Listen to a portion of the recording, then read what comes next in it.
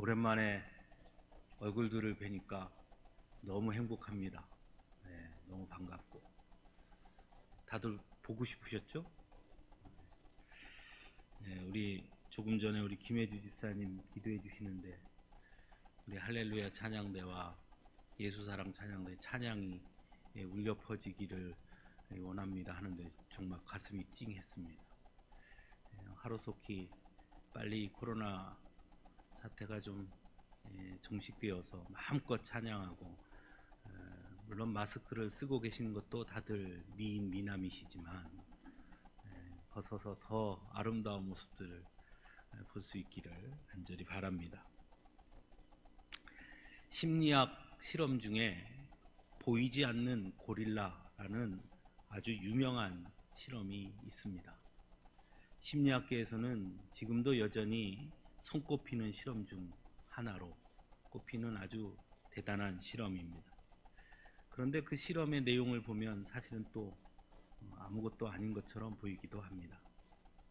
1999년 미국 하버드 대학교의 데니엘 사이먼스와 크리스토퍼 차브리스라는 사람이 실험한 것인데요.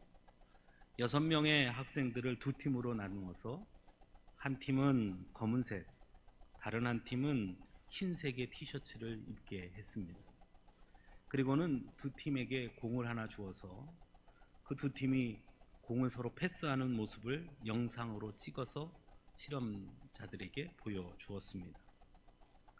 그리고 그걸 보여주면서 실험자들에게 이 영상을 보면서 흰 옷을 입은 팀이 몇 개의 패스를 하는지를 잘 세어보십시오 하고 지시를 내립니다. 이 실험이 유명한 것은 그 영상 안에는 고릴라 복장을 한 학생이 고릴라 흉내를 내고 있는 모습도 그 안에 들어 있었습니다. 그런데 그 영상을 다 보여준 다음 그 영상을 보면서 흰 옷을 입은 팀이 몇 개의 패스를 하는지를 열심히 센 사람들에게 패스를 몇 번 했습니까? 라고 물으니 그건 모두 다 맞췄습니다. 그런데 그 안에 고릴라가 있는 걸 봤습니까? 이렇게 질문하니까 그것을 보지 못했다고 대답한 이들이 더 많았더라라는 것입니다.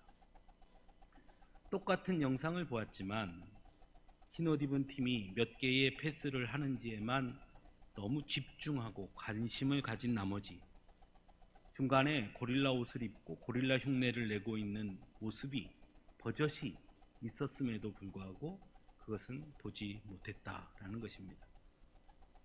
결국 이 실험을 통해 인간은 보이는 것을 보는 것이 아니라 보고 싶은 것만 보는 경향이 있다라는 것을 증명해낸 실험입니다. 그래서 지금도 보이지 않는 고릴라라는 책이 있습니다. 이 실험의 내용을 담은, 여러분들 한번 사서 보시면 재미있습니다. 오늘 본문에 등장하는 엠마오로 향하던 두 제자 역시 예수님과 함께 동행했지만 그들은 예수님을 알아보지 못했습니다. 왜 그들은 예수님을 알아보지 못했을까? 앞에서 말한 보이지 않는 고릴라라는 이 실험에 빗대어 한번 생각해 본다면 혹시 엠마오로 가던 이 두 제자가 보고자 했던 것이 부활하신 예수님이 아니었기 때문에 옆에 예수님이 계심에도 불구하고 보지 못했던 것은 아닐까 하는 생각을 해보게 됩니다. 먼저 엠마오로 가던 이 두 제자가 예수님을 어떻게 인식하고 있는지, 또 그리고 오늘 본문에서 보여주고 있는, 알려주고 있는 정보가 무엇인지 하나씩 좀 정리를 해보고자 합니다. 첫째는 본문 19절에 보면 이 제자들은 예수님에 대해서 그는 하나님과 모든 백성 앞에서 말과 일에 능하신 선지자였다라고 표현합니다. 21절에서는 우리는 이 사람이 이스라엘을 속량할 자라고 바랐노라 라고도 말합니다. 즉 그들은 예수님을 어떻게 이해했는지, 그것은 바로 19절과 21절의 이 내용을 보면 그들이 예수님을 어떻게 이해하고 있는지 한 단편을 알 수 있습니다. 두 번째는 20절에 보면 예수님의 죽으심에 대해서도 분명하게 알고 있다라는 것입니다. 예수님은 죽었다. 죽은 것도 알고 있다라는 것이죠. 세 번째는 21절과 22절, 23절에 의하면 예수님께서 십자가에 못 박히사 죽으신 지 사흘이 지났고 자신들과 함께 하던 여인들 중 어떤 여자들이 새벽에 무덤에 갔다가 그 시체는 보지 못하고 천사들의 나타남을 보았다라고 했던 그 소식을 들었다. 그들은 그 소식도 듣고 있었다. 알고 있었다라는 것이죠. 네 번째는 24절에 자신들과 함께 한 자 중에 두어 사람이 무덤에 가서 확인했으나 예수님의 시신은 보지 못했다라고 말했던 것도 들었다라는 것입니다. 그런데 우리가 잘 아는 것처럼 빈 무덤에 가서 무덤을 확인했던 사람은 베드로와 요한입니다. 근데 본문에 보면 우리와 함께 한 자 중이라고 했으니 이 엠마오로 가던 두 제자 역시 베드로와 요한과 함께 있던 사람들이었다라는 것입니다. 즉 이러한 정보들을 통해 우리가 알 수 있는 것은 물론 오늘 본문에 두 명 중에 한 명의 이름은 분명하게 나옵니다. 글로바라라고 나오는데 다른 한 명의 이름은 나오지 않죠. 또 이 글로바라 하는 사람이 어떤 사람인지 성경에는 정확하게 그 이후의 정보를 제공하지도 않습니다. 다만 우리가 오늘 본문에서 제공하는 정보를 통해 알 수 있는 것은 그들은 분명히 예수님의 제자들이었다라는 것입니다. 그래서 제자였던 베드로와 요한과 함께 있었고 또 부활의 소식도 여인들을 통해 들었던 사람들이었다라는 것입니다. 또한 본문 14절에서 서로 길을 가며 이야기하더라라는 표현이 있는 것을 보아서는 여전히 이들은 여인들이 무덤에서 천사를 만난 일이나 또는 베드로와 요한이 빈 무덤을 확인한 일에 대해서 여전히 계속해서 서로 이야기를 나누고 있는 중이었다라는 것도 알 수 있습니다. 또 17절에 예수님께서 너희가 길 가면서 서로 주고받고 하는 이야기가 무엇이냐라고 질문했을 때 그들이 슬픈 빛을 띠었다라고 증거하고 있고 또 그들이 계속해서 여인들의 이야기 또 베드로와 요한이 빈 무덤을 확인한 것을 알고 있었음에도 불구하고 슬픈 빛을 띠었다라는 것을 보아서는 예수님의 부활을 여전히 신뢰하거나 확신하지 못하고 있었다라는 것도 알 수 있습니다. 그럼 왜 그들은 예수님의 제자들이었음에도 불구하고 예수님의 부활을 확신하지 못했던가 하는 문제가 남습니다. 그것은 앞에서 살펴본 것처럼 엠마오로 향하던 두 제자들이 예수님을 어떻게 생각하고 있었는지를 보면 우리가 알 수 있습니다. 그들은 예수님을 선지자로 여겼고 이스라엘을 속량할 자라고 바랬다라고 자신들 입으로 그렇게 이야기합니다. 즉 그들은 예수님의 제자들이었으나 여전히 예수님을 하나님의 선지자로서 이스라엘을 로마의 압제로부터 구원해 주실 자로 생각하고 있었다라는 것을 알 수 있습니다. 또한 그들은 예수님께서 공생의 기간 동안 하신 사역에 대해서도 잘 알고 있는 것처럼 말하고 있고 또 예수님의 죽으심에 대해서도 단순히 죽으셨다 하는 정도로 아는 것이 아니라 20절에 보면 우리 대제사장들과 관리들이 사형 판결에 넘겨주어 십자가에 못 박았느니라 라고 말하는 것으로 보아서는 예수님의 죽으심에 대한 단편적인 지식을 넘어서 그 이상까지 이해하고 있음을 보여주고 있습니다. 그럼에도 불구하고 부활의 주님을 알아보지 못했던 것이죠. 즉 그들의 예수님에 대한 이해 속에 한 가지가 빠져 있었던 것이죠. 즉 부활의 예수님이 없었다는 것입니다. 분명 예수님의 제자들이었지만 예수님이 누구신지에 대해 여전히 그들은 정확하게 알고 있지 못했다는 것입니다. 그래서 그들의 관심사는 여전히 자신들이 들었던 이야기들 예수님의 죽으심에 관한 것만이 관심이었고, 예수님의 부활은 이해할 수 없는 일이었고, 또 그래서 그들은 부활의 주님을 보려고도 하지 않았다라는 것입니다. 그래서 옆에 계심에도 불구하고, 동행하고 있음에도 불구하고 예수님이 보이지 않았던 것입니다. 예수님은 이러한 이들에 대해서 25절에 딱 한마디로 정의하십니다. 미련하고 선지자들이 말한 모든 것을 마음에 더디 믿는 자들이요. 즉 그들은 피상적으로 자신들의 눈에 보이는 것, 또 그들이 보려고 했던 것만을 보았고, 믿음의 눈으로 보지 않았고 보려고 하지 않았다라는 것입니다. 그래서 더디 믿는 자들이다, 이렇게 말씀합니다. 우리가 믿음에 관해 가장 많이 인용하는 성경 구절이 있죠. 믿음 하면 탁 떠오르는 어디죠? 히브리서 11장 1절. 참 많이 이야기합니다. 믿음은 바라는 것들의 실상이요 보이지 않는 것들의 증거니. 저는 이 말씀을 볼 때마다 참 너무너무 귀한 말씀이다 깨닫게 됩니다. 이 말을 좀 더 쉽게 표현하면 이런 뜻은 아닐까 싶습니다. 믿음은 보고자 하는 것들을 보게 하고 보이지 않는 것들을 보게 한다. 믿음은 그것이다. 즉 부활의 주님을 보고자 할 때 보는 것입니다. 세상의 눈으로 자신들의 지식과 기준으로 관점과 관념으로 보면 볼 수 없는 것이죠. 믿음의 눈으로 보고자 할 때 부활의 주님을 보게 되는 것입니다. 그런데 엠마오로 향하던 이 두 제자는 바로 그 믿음의 눈을 여전히 갖지 못했던 것입니다. 가려져 있었던 것이죠. 그래서 함께 동행하시는 부활하셔서 살아계신 주님이 함께 숨쉬고 있음에도 불구하고 알아보지 못하고 있는 것입니다.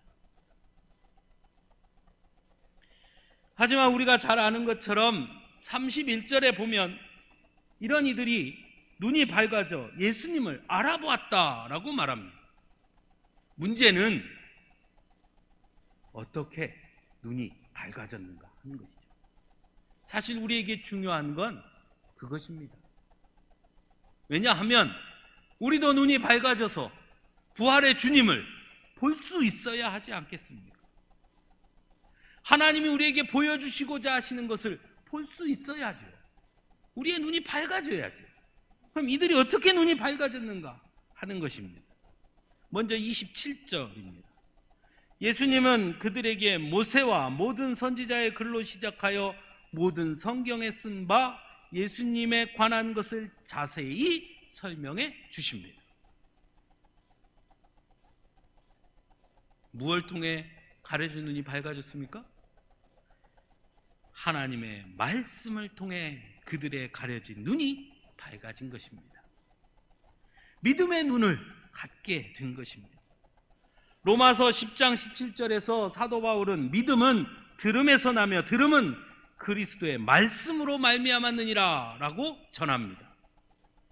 즉 믿음은 하루아침에 저절로 뚝딱 생기는 것이 아니라는 것입니다. 그저 교회 왔다 갔다 교회 마당 왔다 갔다 한다고 믿음이 저절로 생기는 것도 아닙니다. 믿음은 하나님의 말씀을 볼 때, 그 말씀을 가까이 할 때, 그 말씀을 깨달을 때 믿음의 눈도 띄어지는 것입니다. 그래서 믿음의 눈을 갖고자 원한다면 뭐 해야 합니까? 하나님의 말씀을 가까이 해야 하는 것입니다. 그저 단순히 말씀을 읽는 것에 그치지 말고 그 말씀의 의미를 깊이 묵상하고 깨닫기 위한 노력을 끊임없이 기울여야 하는 것입니다. 그럴 때 우리는 믿음의 눈을 갖게 되는 것이고, 그럴 때 우리는 세상이 볼 수 없는 하나님의 비밀을 보게 되는 것입니다. 요즘 젊은 사람들이 신앙생활을 하면서 제일 못하는 것 중에 하나가 제가 보기에는 말씀을 보는 일입니다. 찬양도 많이 듣고 뭐 성경 공부도 열심히들 하고 뭐 그렇게 하시는데 제일 못하는 것 중에 하나가 말씀을 보는 일. 우리 매년 연말에 성경 통독상에서 시상하는데 우리 마리아 여전도에서도 한번 십독하는 사람 이렇게 나오고 좀 그랬으면 좋겠어요. 네?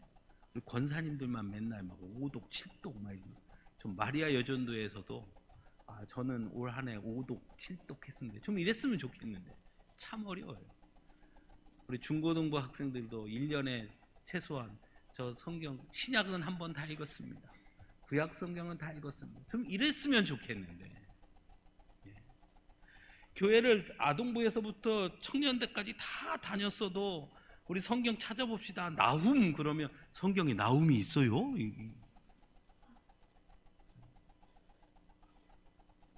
여러분 가만히 있다고 믿음이 생기는 게 아닙니다. 말씀을 가까이 하셔야 돼요. 말씀을 자꾸 봐야 돼요.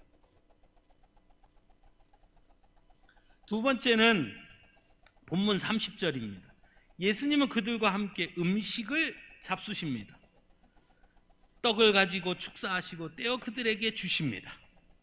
이 장면은 떡, 축사, 떼어 주심 이라는 표현을 보면 뭐가 떠오릅니까? 예수님께서 잡히시기 전날 밤 제자들과 함께 했던 소위 마지막 만찬이 다시 그 자리에서 재현된 것입니다. 엠마오로 가던 두 제자가 예수님께서 잡히시던 날 밤 마지막 만찬의 자리에 함께 했었느냐? 그것은 아니었던 것 같습니다. 왜냐하면 마지막 만찬은 분명 예수님의 12제자가 함께 참여한 것처럼 다른 복음서에 분명히 증거하고 있기 때문입니다.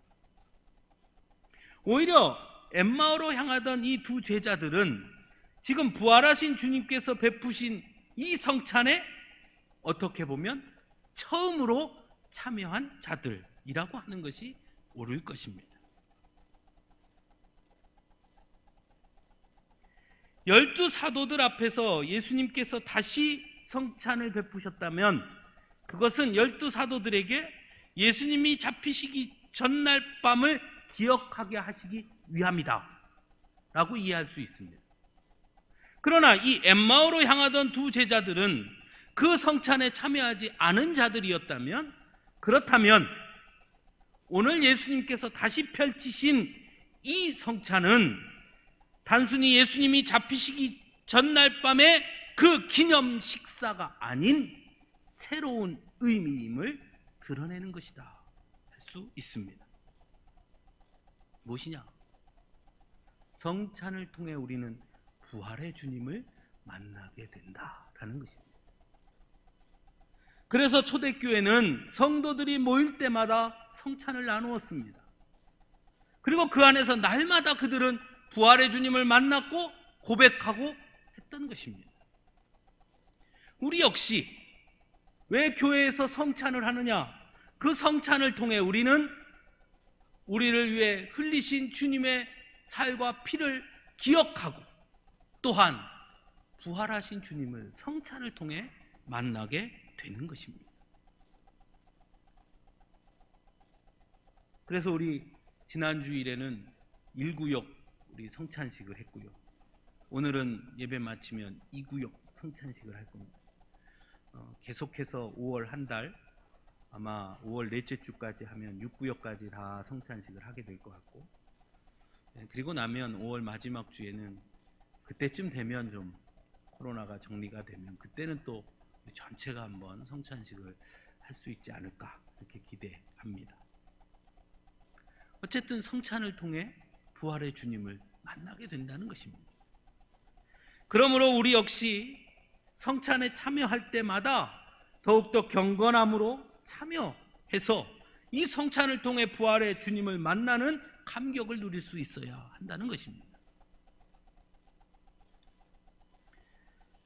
이렇게 말씀을 통해 성찬을 통해 가려졌던 눈이 떼어진 엠마오로 향하던 두 제자, 그들의 모습은 이전과는 다른 모습으로 바뀌어져 있습니다. 본문 32절에 보십시오. 그들은 이렇게 말합니다. 길에서 우리에게 말씀하시고 우리에게 성경을 풀어주실 때에 우리 속에서 마음이 뜨겁지 아니하더냐? 라고 고백합니다. 이때는 이미 예수님은 보이지 않았습니다. 즉 그들은 부활의 주님을 만난 것으로 그치지 않았습니다. 예수님을 만난 기억을 다시 소환합니다. 예수님과 함께 걸었던 그 길을 다시 소환해내는 것입니다. 누군가를 통해 들었던 예수님이 아니라 자신들이 지금 조금 전까지 함께 걸었던, 함께 했던, 함께 식탁을 나누었던 그 예수님, 자신들이 직접 체험한 예수님을 다시 기억해내는 것입니다. 중요한 것이 바로 이것입니다. 기억이 단순히 어떤 사실을 기억하는 것에 그친다면 그것은 우리 삶에 아무런 변화도 일으키지 못하는 것입니다. 예전에 그랬어. 몇 월 며칠 날 어땠어? 아무 의미가 없는 것이죠. 그 기억을 오늘의 삶으로 다시 소환하는 것이 중요합니다. 그래서 그 기억이 오늘 내 삶에 어떤 영향으로 드러나느냐, 그것이 중요하다는 것이죠.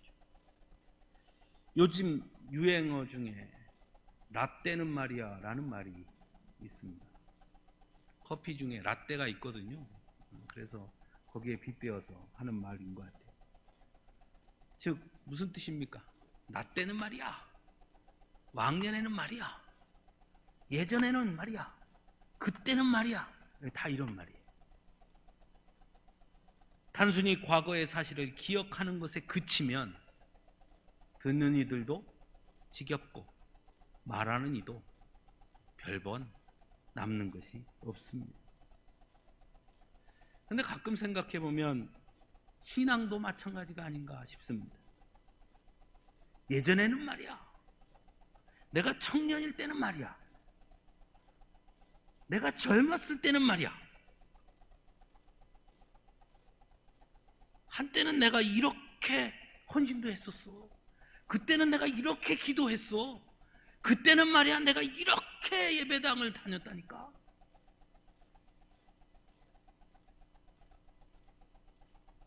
그게 과거의 기억에 머물러 있으면 지금 내 삶에는 아무런 영향을 주지 못합니다.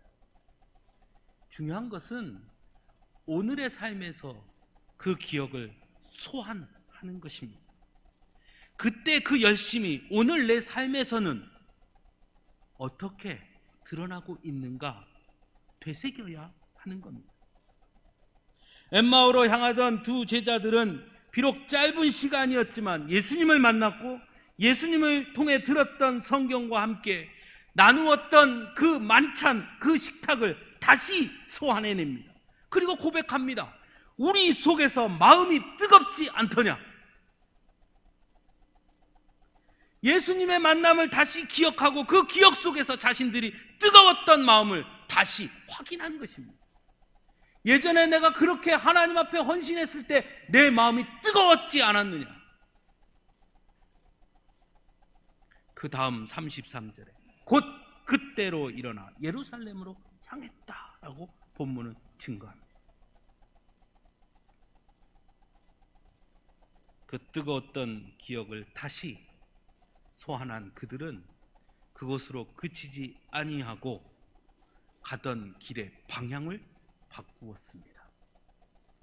엠마오로 향하던 그들이 다시 예루살렘을 향해 걷게 됩니다. 35절에 보면 그 기억을 다른 제자들과 함께 나누게 됩니다. 자신들만의 기억으로 남기지 아니하고 그 기억을 통해 부활의 주님을 증거하는 자들로 변화되었습니다.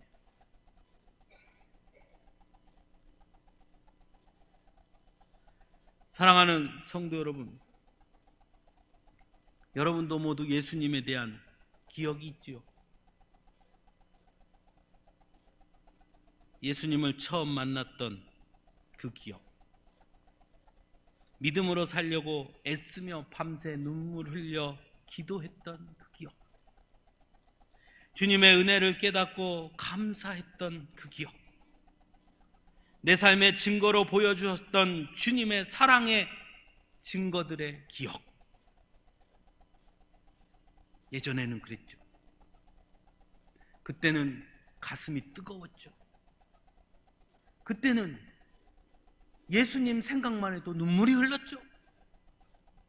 예배당 자리에 앉아 주님 하면 나도 모르게 눈물이 쭉 흘러내리기도 했고, 십자가를 바라보며 가슴이 뜨거워짐을 느끼셨을 것입니다. 그런 기억이 있을 거예요. 중요한 건 그 기억을 오늘 내 삶으로 다시 소환해서 내 삶의 방향을 바꾸는 기억이 되게 해야 한다는 것입니다. 엠마오로 향하던 제자들이 예루살렘으로 방향을 바꾸었던 것처럼 말입니다. 그런 의미에서 엠마오로 향하던 두 제자는 어쩌면 오늘의 우리의 모습은 아닐까 하는 생각도 해보게 됩니다. 예수님에 대해 스스로 나름 잘 안다고 자부하지만 진짜 예수님은 알지 못하는, 그래서 눈이 가려져 부활하셔서 살아계시는 주님을 여전히 보지 못하고 내 생각, 내 기준에 가둔 채 성경 속에 있는 예수님으로, 누군가의 고백 속에 갇혀있는 예수님으로, 현실의 내 삶에는 아무런 영향력도 행사하지 못하는 그런 석화된 예수님으로 만족하고 있는 우리들이 아닌가 하는 것입니다. 부활의 주님이 지금 내 곁에 계시다면, 지금도 살아계시고 역사하시는 주님이 내 곁에 계심을 우리가 날마다 본다면, 그 주님을 우리가 날마다 고백한다면, 만난다면 우리의 삶에 그 주님의 역사하심이 드러나지 않겠습니까?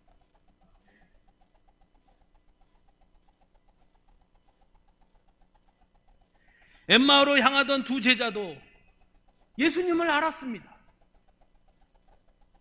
우리는 그를 선지자로 여겼습니다. 그가 행하던 일도 보았습니다. 십자가에 죽었습니다. 그 죽음은 안타까운 죽음이었습니다. 우리는 그에게 이런 것도 기대했고 저런 것도 기대했습니다. 가장 중요한 것을 몰랐습니다. 그 주님은 죽었지만 지금도 살아 계십니다. 그걸 몰랐습니다. 거기에 매여 있어서 부활하신 주님이 곁에 있음에도 보지 못했습니다. 사랑하는 성도 여러분, 우리 교회가 이제 50년을 향해 갑니다. 그럼 우리도 그렇지 않습니까? 우리 예수님이 우리 교회에 이렇게 하셨습니다. 저렇게 하셨습니다. 내가 봤습니다. 그때 경험했습니다. 그때 역사하셨습니다. 혹시 우리가 거기에 갇혀 있지 않습니까? 신앙생활 30년, 40년 했습니다. 나는 주님을 잘 압니다. 우리 주님은, 예수님은 하나님의 아들이시고 병든 자를 고쳐주시고 내가 주님 앞에 가까이 갈 때 언제나 나를 안아주시고 기도할 때 응답해 주신 예수님이셨습니다. 혹시 거기에 머물러 있지? 지금 내 곁에 살아 함께 하시는 주님을 지금 보느냐가 중요하다.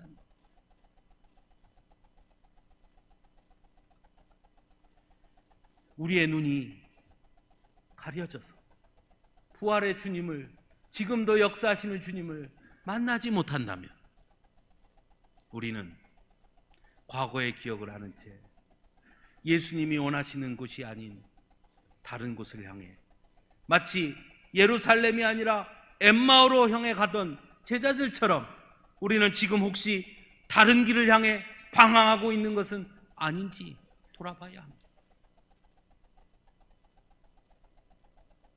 우리 눈에 가려져 있는 것을 벗어 던지고 믿음의 눈을 회복해서 지금도 우리 곁에 계시는, 살아 역사하시는 부활의 주님을 볼 수 있기를 간절히 바랍니다.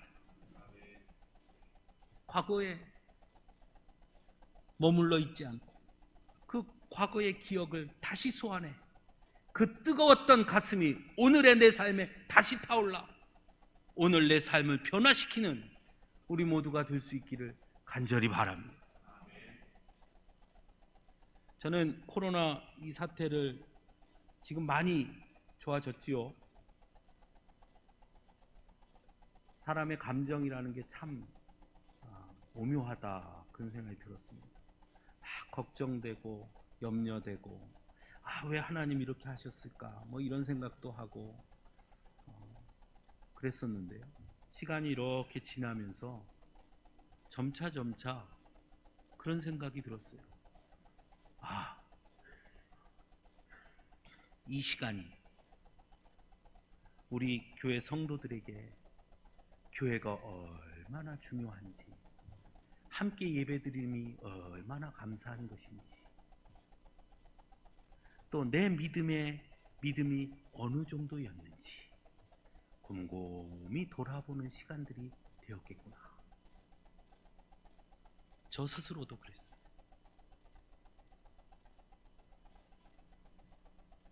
그래서 이 시간은 그저 흘려보낼 시간이 아니었구나. 오히려 이 시간을 통해 하나님과 나와의 관계를 더 깊이 돌아보는 시간이었겠구나. 아직도 예전처럼 완전히 다 돌이켜서 마스크 훌렁 벗어 던지고 마음껏 찬양하고 마음껏 손잡고 할 수 있는 날이 얼마나 더 걸려야 될진 모르겠으나, 그러나 여러분, 남은 시간만이라도 우리 스스로의 믿음을 돌아보고 우리가 믿음의 눈을 가졌는지, 혹 부족했다면 믿음의 눈을 갖기 위해 내 과거에 뜨거웠던 그 기억을 오늘의 삶에 다시 소환해서 오늘 이 자리에서 다시 주님을 만나는 그런 우리들이 될 수 있기를 간절히 소원합니다. 다 함께 사도신경으로 믿음의 고백을 함께 하겠습니다.